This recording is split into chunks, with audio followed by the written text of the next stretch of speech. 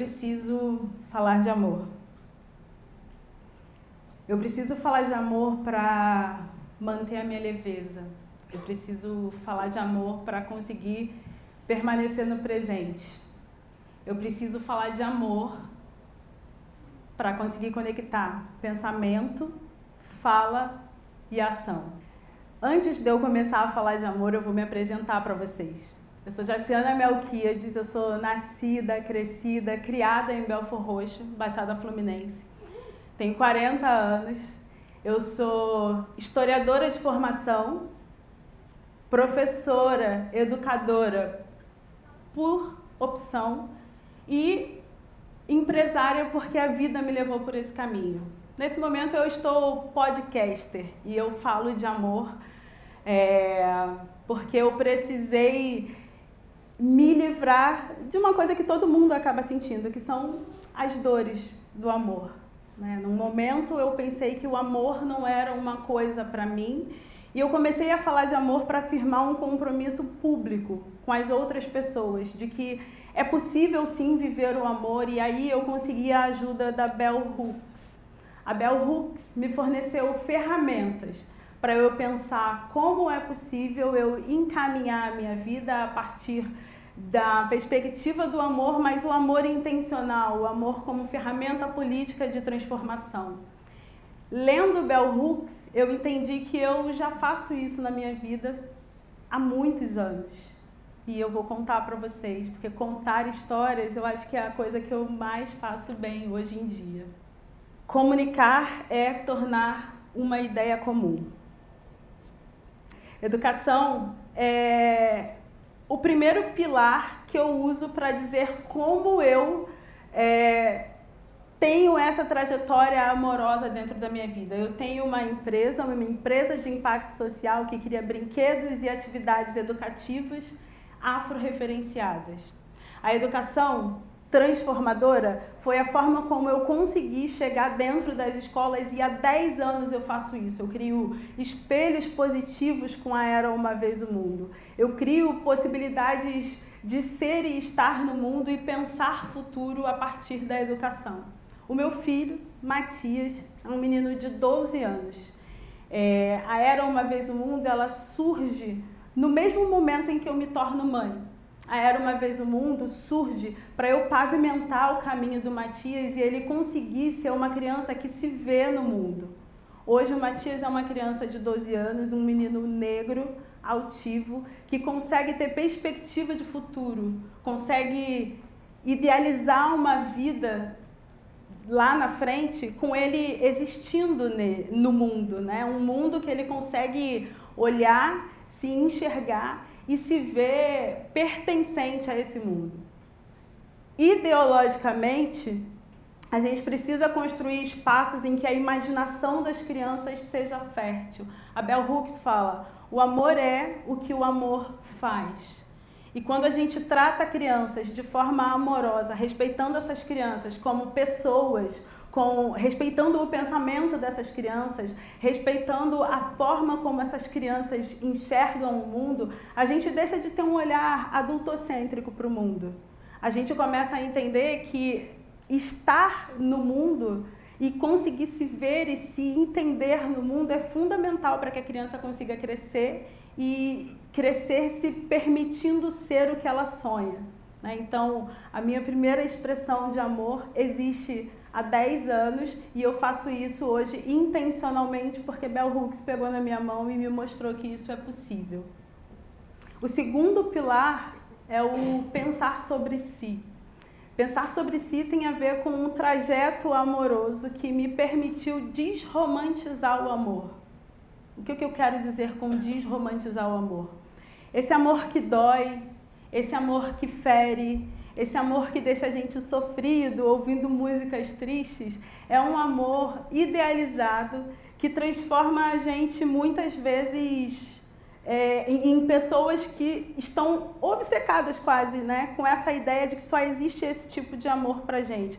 A gente faz a nossa vida girar no entorno desse amor romântico. A gente segue uma trajetória quase que compulsória para seguir aquela trilha do amor que faz com que a gente se coloque nesse lugar de alguém que precisa cumprir uma jornada.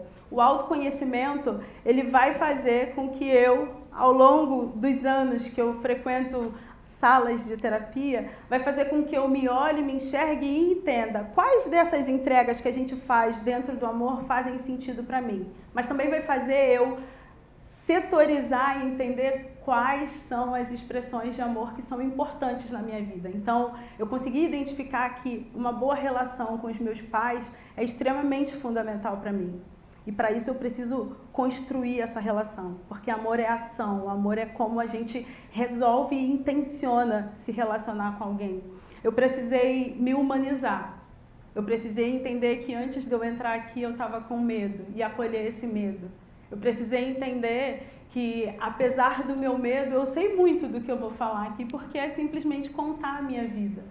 E eu precisei tirar de mim o peso nas costas de ter que fazer isso de forma perfeita, porque ninguém é perfeito. E não é porque eu estou aqui que isso seria uma verdade agora. Então, tirar o peso de nós, da perfeição, humanizar as nossas existências, vulnerabilizar a nossa presença e a nossa existência para o outro é um caminho para que a gente consiga viver com leveza.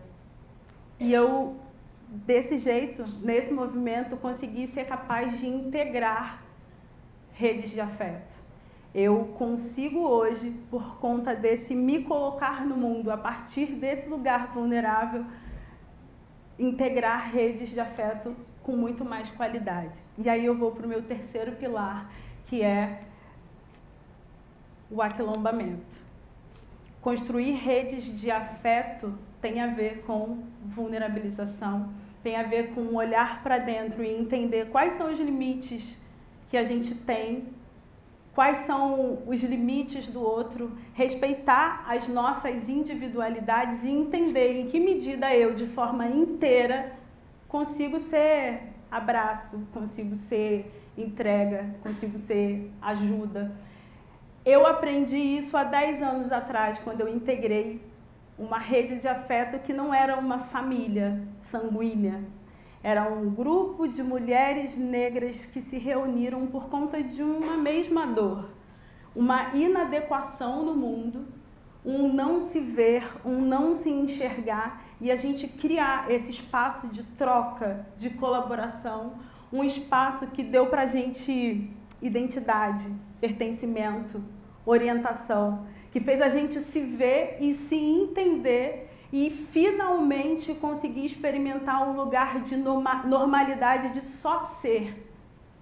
A gente conseguiu criar um espaço afetivo em que a gente era só mulher. A gente conseguiu tirar da gente o peso de precisar ser o que a gente ouve desde pequena 3 vezes melhor em tudo que a gente faz. Essa rede de afeto construiu para mim uma existência simbólica. Eu não vou chorar. Construiu para mim uma rede de afeto, essa possibilidade de existência simbólica, em que a gente se olha, se reconhece no outro e em reconhecendo as potencialidades que tem nesse outro, eu reconheço as minhas próprias. Esse grupo se chama Coletivo Meninas Black Power. Esse coletivo Meninas Black Power, há 10 anos atrás, fez com que eu entendesse que a educação é transformadora, que a educação faria com que eu voltasse lá para o começo dessa palestra, dizendo: educação transforma, aprender o amor é transformador. Essas mulheres me ajudaram a entender essa rede de afetos e me potencializar de tal forma que compartilhar o meu saber não se tornasse um peso, nem um despedaçar de pessoas ao longo do caminho. E no início desse ano, eu comecei a falar de amor. A pergunta que eu sempre abro o meu podcast é: você tem um tempinho para ouvir falar de amor?